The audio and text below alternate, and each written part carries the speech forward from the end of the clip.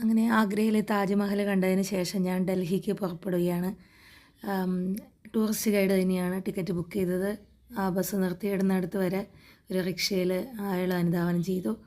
അങ്ങനെ ബസ്സിൽ കയറി. ബസ്സിൽ ഞാനിരിക്കുന്ന ഒരേ ഒരു സീറ്റ് ബാക്കിയുള്ളെന്ന് പറഞ്ഞു. ഞാൻ അകത്ത് കയറി. ഏറ്റവും ബാക്കിൽ സെൻറ്ററിലായിരുന്നു സീറ്റ്. അവിടെ ചെന്നപ്പോൾ ബസ് ചെറുതായിട്ട് ആ സീറ്റ് ചോരുന്നുണ്ട്.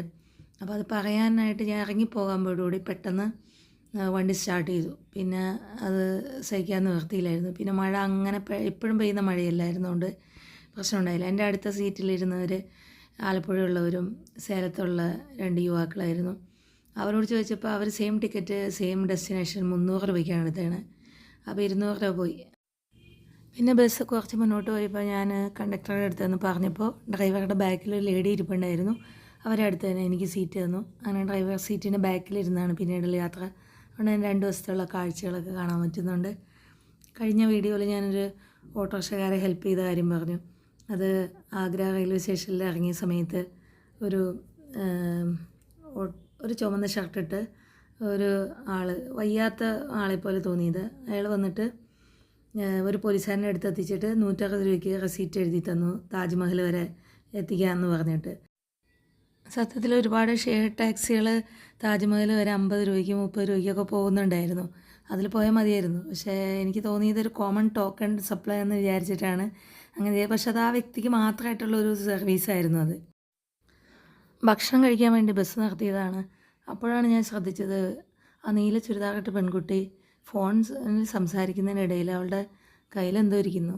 അത് ഇടയ്ക്ക് ചുണ്ടിൻ്റെ അടുത്തേക്ക് വയ്ക്കുന്നുണ്ട്. അവൾ സിഗരറ്റ് വലിക്കുന്ന കാഴ്ചയായിരുന്നു അത്. വളരെ മോഡേൺ ആയിട്ടുള്ള പെൺകുട്ടി. പിന്നീട് അങ്ങോട്ട് ഡൽഹിയിലെത്തിയപ്പോഴും ഇതുപോലെ വളരെ ആധുനികരായ പെൺകുട്ടികൾ ചിലരൊക്കെ ഇതുപോലെ സിഗരറ്റ് വലിക്കുന്നത് കണ്ടു. അവർ ചുണ്ടൊന്നും കറുത്തൊന്നും ഇരിക്കില്ല. ചിലപ്പോൾ തുടക്കമായിരിക്കാം, അല്ലെങ്കിൽ ആൺകുട്ടികൾ ചെയ്യുന്ന പോലെയൊക്കെ ചെയ്യാൻ ശ്രമിക്കുന്നതാകാം. എന്തായാലും അതൊരു വല്ലാത്തൊരു കാഴ്ചയായിരുന്നു അത്. ഞാനവിടെ നിന്നൊന്നും കഴിച്ചില്ല. കാരണം ആ ഹോട്ടലിൻ്റെ അവിടെ ആകെയുള്ള ഒരു ഹോട്ടലിൻ്റെ അകത്ത് വന്നപ്പോൾ 150 രൂപയാണ് ഒരു ബോട്ടിൽ വാട്ടറിന്. പിന്നെ ഒരു സാൻഡ്വിച്ചിന് 150, അങ്ങനെയൊക്കെ. അപ്പോൾ അതുകൊണ്ട് ഞാൻ പിന്നെ അതിൻ്റെ പുറത്ത് 20 രൂപയ്ക്ക് ഒരു കുപ്പി ബോട്ടിൽ കിട്ടുന്നുണ്ട്. അത് മാത്രം വെള്ളം കൊണ്ട് ബസ്സിലേക്ക് വന്നാണ് ഇത് ഷൂട്ട് ചെയ്തത്. ഞാൻ ഡ്രൈവർ സീറ്റിൻ്റെ ബാക്കിൽ ഇരിക്കുന്നതുകൊണ്ട് ആ സീറ്റ് വളരെ ചെറിയ സീറ്റായിരുന്നു. ഇരിക്കുന്നത് വളരെ ബുദ്ധിമുട്ടായിരുന്നു. എങ്കിലും എനിക്ക് ദൃശ്യങ്ങൾ നന്നായിട്ട് കാണാൻ പറ്റുന്നതുകൊണ്ട് ഞാനത് സഹിച്ചു.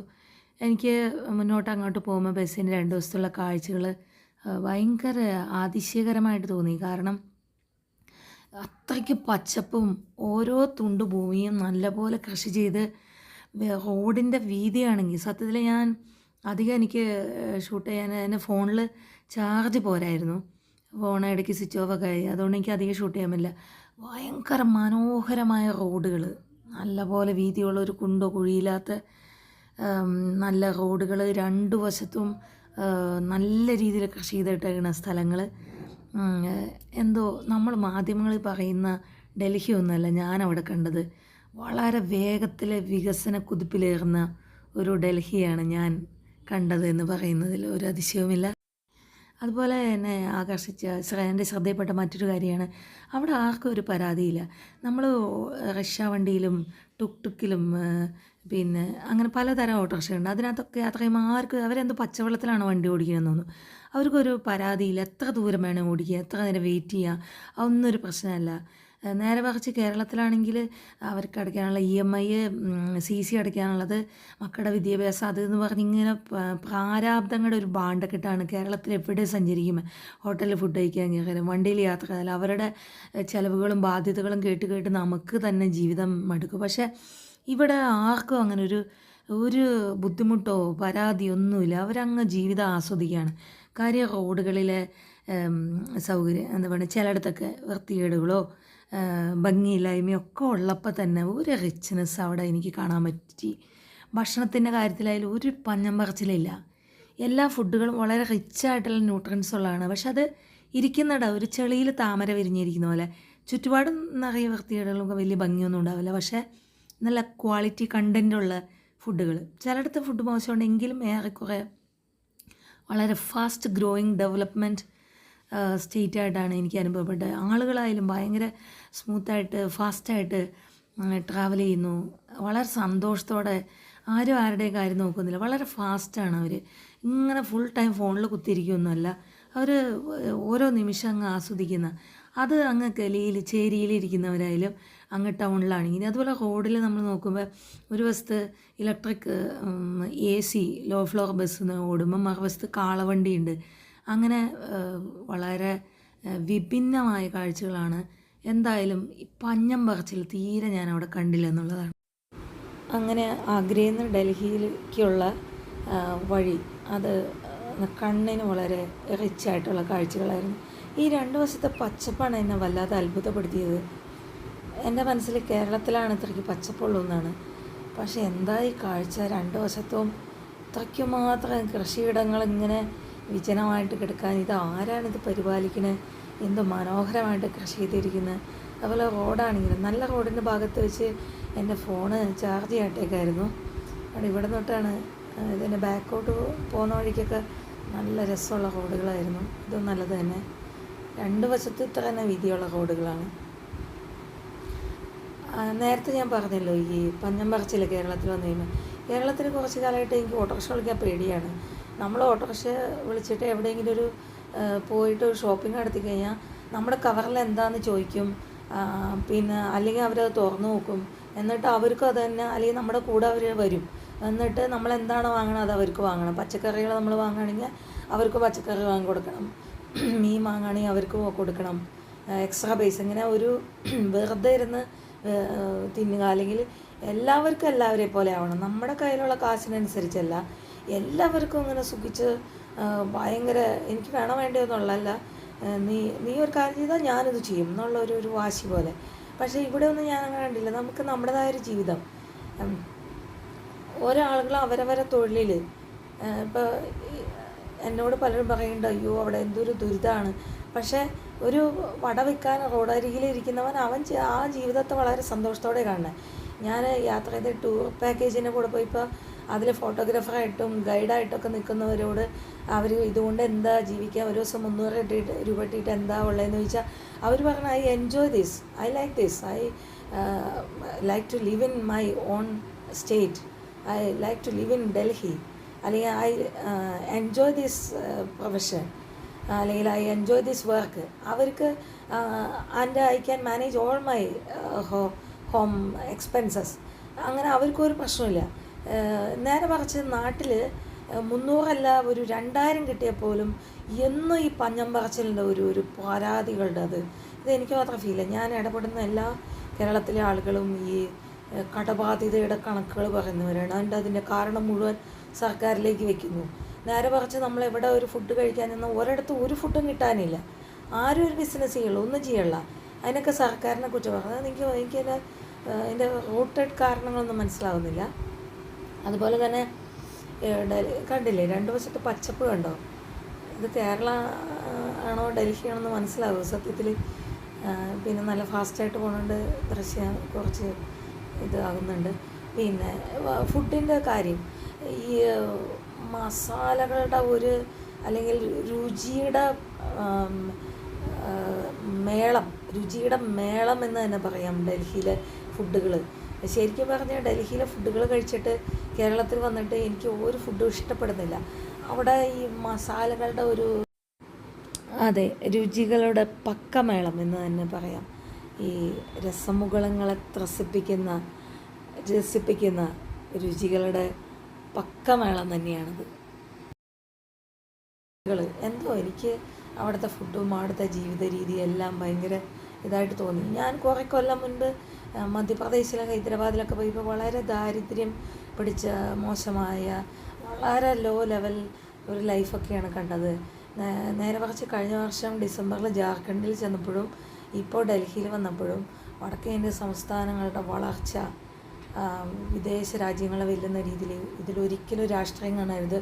ഇതിൻ്റെ പ്ലെയിൻ ഐയിലൂടെ ഞാൻ കണ്ടത് മാത്രമാണ്. ഇതിൻ്റെ പിന്നിൽ മറ്റെന്തെങ്കിലുമൊക്കെ ഉണ്ടാകാം, പക്ഷേ എനിക്ക് കണ്ടത് മാത്രം പറയാനേ പറ്റുള്ളൂ. കാരണം ഞാൻ ഫസ്റ്റ് ടൈം ഈ വർഷമാണ് ഡൽഹിയിൽ വരുന്നത്. ഇപ്പോൾ 2ാം പ്രാവശ്യം. കഴിഞ്ഞ പ്രാവശ്യം ഞാൻ അധികമൊന്നും കണ്ടിട്ടില്ല. അതിൽ കൂടുതലായിട്ട് എനിക്കൊന്നും ഡൽഹിയെക്കുറിച്ച് അറിയില്ല.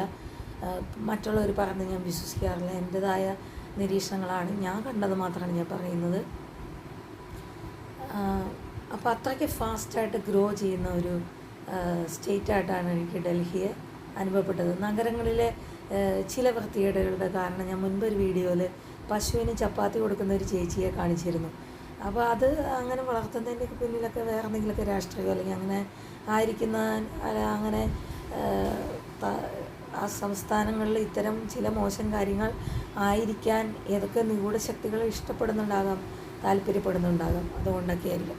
എന്തായാലും ഞാനിങ്ങനെ പോകുമ്പോൾ എനിക്ക് എവിടെ താമസിക്കണമെന്നൊന്നും അറിയില്ല. ഞാൻ വിചാരിക്കുന്ന പോലെ റെയിൽവേ സ്റ്റേഷനിലോ അവിടെ തന്നെ ബുക്കിംഗ് സീറ്റൊന്നും അവൈലബിൾ അല്ല, ബുക്കിംഗ് റൂംസ് ഒന്നും അവൈലബിൾ അല്ല.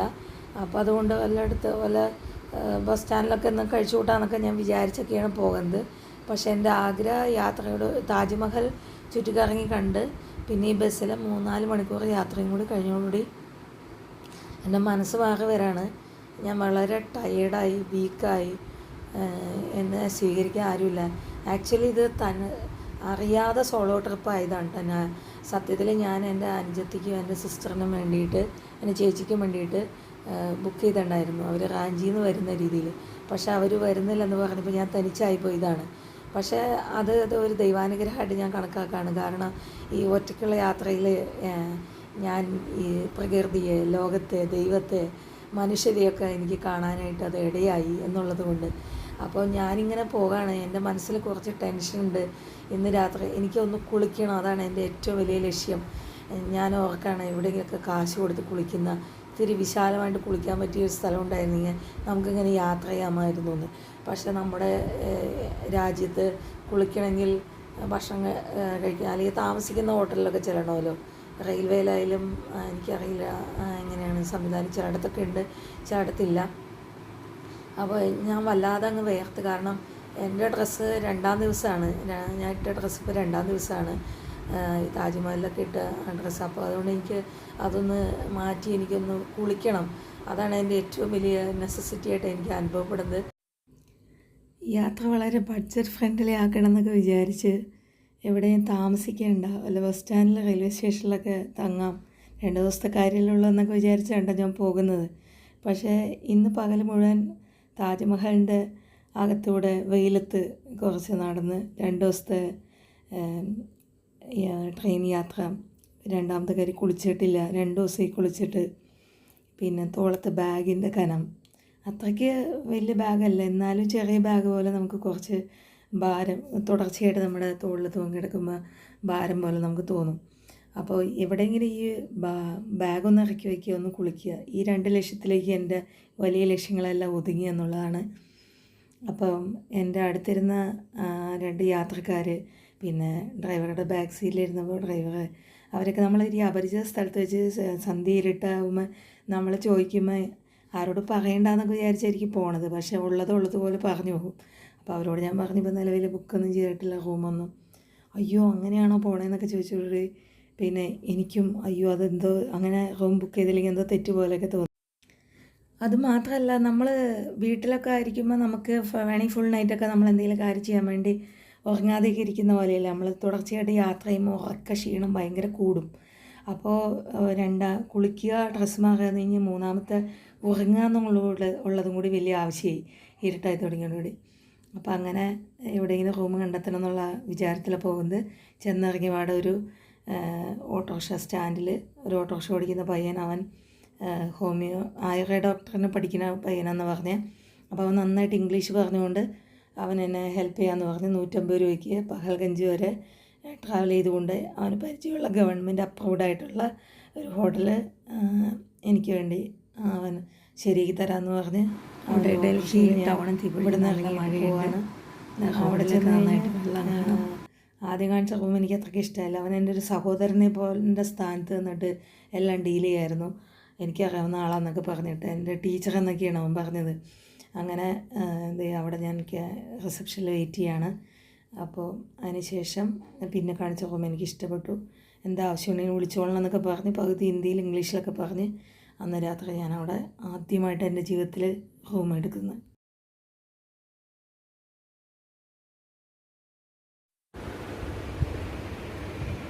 വീട്ടിൽ ഓഫീസിലിരിക്കുന്ന പോലെയല്ല, യാത്ര ചെയ്ത് കഴിഞ്ഞാൽ ക്ഷീണവും ഉറക്കവും ഭയങ്കരമാണ്. ഇനിയിപ്പോൾ ഒന്ന് ഉറങ്ങണം എന്നുള്ള ഒറ്റത്തുള്ളൂ. പിറ്റേ ദിവസം എൻ്റെ ജീവിതത്തിൽ പണ്ട് തൊട്ടുള്ള ഒരാഗ്രഹമായിരുന്നു, ഒരു ലേഡി ഒറ്റയ്ക്ക് ഒരു ഹോട്ടലിൽ റൂം എടുത്ത് താമസിക്കാൻ. നല്ല സ്കൂളിൽ നിന്ന് ടൂർ പോകുമ്പോഴൊക്കെ പോയിട്ടുണ്ട്, പക്ഷേ ഒറ്റയ്ക്ക് താമസിക്കുക എന്നുള്ള വലിയൊരു ആഗ്രഹമൊന്നും ഒരിക്കലും നടന്നില്ല. ഈ 2024 അത് സാധിച്ചത്. അതായത് ഞാൻ താമസിക്കുന്ന റൂം ഡൽഹിയിൽ പഹർഗഞ്ച് എന്ന സ്ഥലത്താണ് ഈ room. First time I am staying in a hotel room alone. Otherwise students, teachers will be there. Here the bathroom is not much good anyway. It's okay.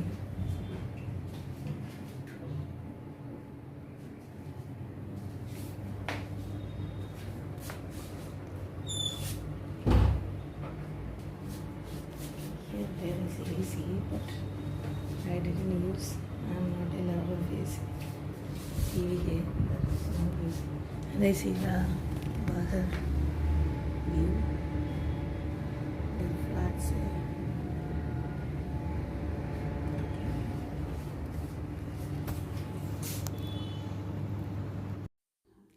പതിനഞ്ചാം തീയതി രാവിലെ കുളിച്ചതാണ്.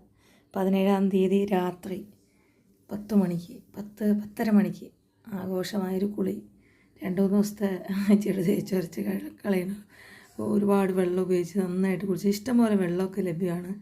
അങ്ങനെ കുളി കഴിഞ്ഞ് നേരെ തൊട്ടപ്പുറത്ത് ജസ്റ്റ് പുറത്തേക്ക് ഇറങ്ങുമ്പോൾ നല്ല ബിരിയാണി, ഹൈദരാബാദ് ബിരിയാണി 110 രൂപയ്ക്കാണ് ആ ബിരിയാണി. ആവശ്യത്തിന് ചിക്കൻ നല്ല ടേസ്റ്റി ആയിട്ടുള്ള.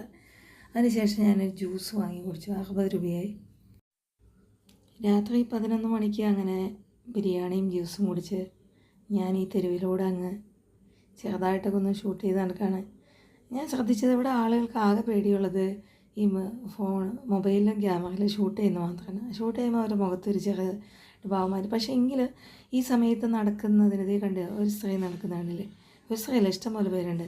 ഈ നേരത്ത് അങ്ങനെ അതിൽ യാത്ര ചെയ്യുന്നതിനൊരു പ്രശ്നമില്ല. നമുക്ക് ഫുഡ് കഴിക്കാം, വെറൈറ്റി ഓഫ് ഫുഡുണ്ട്. ഓരോ സംസ്ഥാനത്തെയും ഭക്ഷണ രുചികൾ അവിടെ ലഭ്യമാണ്, ഏതെല്ലാം തരത്തിലുള്ള ഫുഡുകൾ. അതും ഇതിൻ്റെ ടേസ്റ്റ് ഭയങ്കര വെറൈറ്റി ടേസ്റ്റുകളാണ്. കേരളത്തിലെ പോലെ സ്ഥിരം കുറച്ച് ഫുഡുകളല്ല, ഓരോ സ്റ്റേറ്റിൻ്റെ ഫുഡും ഇവിടെ ലഭ്യമാണ്. മാത്രമല്ല മനുഷ്യന് എന്താണോ വേണ്ടത് ആ രീതിയിൽ, അത് ഏത് സമയത്ത് വേണമെങ്കിലും. നമുക്ക് ഈ രാത്രി സമയത്ത് പോലും ഏതെല്ലാം തരത്തിലുള്ള ഫുഡാണ് ഒരുക്കി വെച്ച് അവർ നമ്മൾ കാത്തിരിക്കുന്നത്. നമ്മളതിലെങ്ങനെ നടക്കുമ്പോൾ യാതൊരു പ്രശ്നമില്ല. നേരെ മറിച്ച് കേരളത്തിലൊക്കെ നടക്കുമ്പോൾ ഒരു ഇങ്ങനെ ഇന്നവർക്ക് ഇന്ന സമയത്ത് നടക്കാൻ പാടുള്ളൂ, അല്ലെങ്കിൽ അങ്ങനെ നടക്കുന്നത് തെറ്റാണ്, എന്തോ വലിയ മഹാപരാധം ചെയ്യണമില്ല, അങ്ങനത്തെ പ്രശ്നമൊന്നുമില്ല. അതായത് വളരെ ട്രഡീഷണലായിട്ടുള്ള റിസർവ്ഡായിട്ടുള്ള ഓർത്തഡോക്സ് ആയിട്ടുള്ള ആളുകളൊക്കെ അവിടെയുണ്ട്. പക്ഷേ അവരുടെ ആ ഒരു കൾച്ചർ അതെനിക്ക് മനസ്സിലാകുന്നില്ല. ഒരു വശത്ത് അവർ വളരെ ട്രഡീഷണലാണ്, വളരെ പഴയ കാലത്തെ 17-ാം നൂറ്റാണ്ടിലെ പോലെയാണ്. എന്നാൽ മറുവശത്ത് അവർ വളരെ അൾട്രാ മോഡേണാണ്. നമ്മൾ വികസിത രാജ്യങ്ങളിലെ തെരുവുകളിൽ ലഭിക്കുന്നു എന്ന് പറയപ്പെടുന്ന ഫുഡുകളും ആസ്വാദനങ്ങളെല്ലാം അവിടെ ലഭ്യമാണ്. വയറ് നിറച്ച് ഫുഡ് കഴിച്ച് കുറച്ച് ദൂരമൊക്കെ നടന്ന്, അതിൻ്റെ പിറ്റേ ദിവസവും ഞാൻ അതുപോലെ രാത്രി 1 മണി വരെ അതിലേക്ക് ചുറ്റിക്കറങ്ങി നടന്നിട്ടാണ് പോരുന്നതിൻ്റെ തലേദിവസം ഞാൻ അതിൽ നടന്ന് ഒരുവിധ പ്രശ്നമില്ലാതെ എനിക്ക് തോന്നുന്നു പ്രശ്നങ്ങളൊക്കെ ഉണ്ടായതിന് ശേഷം ഡൽഹി വളരെ സുരക്ഷിതകരമായ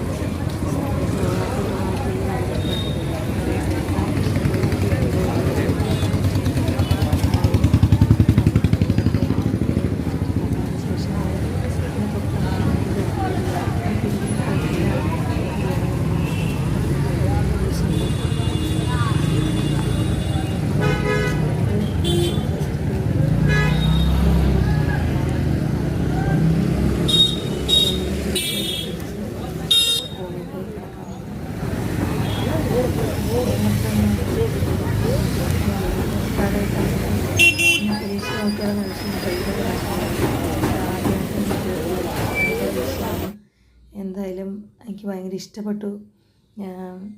എന്നിലെ ചിന്തയും എന്നിൽ ഉറങ്ങിക്കിടന്ന ഒത്തിരി കാര്യങ്ങൾ. ഞാൻ ജേർണലിസം പഠിച്ചപ്പോൾ എനിക്ക് ഇതുപോലെയൊക്കെ കുറച്ച് എക്സ്പ്ലോർ ചെയ്യണമെന്നുണ്ടായിരുന്നു. പക്ഷെ അതിനൊന്നും സാഹചര്യം വെച്ചാൽ എനിക്ക് പലപ്പോഴും അത് മനസ്സിൽ തോന്നിയത് നമ്മുടെ നാട്ടിലൊക്കെ വിദ്യാർത്ഥികൾക്കായാലും സ്ത്രീകൾക്കായാലും അനുഭവപ്പെടുന്ന ഈ over security, over comfort, over എന്താ പറയുക കെയർ, ഇതാണ് നമ്മൾ നശിപ്പിക്കുന്ന ഒരു കാര്യം.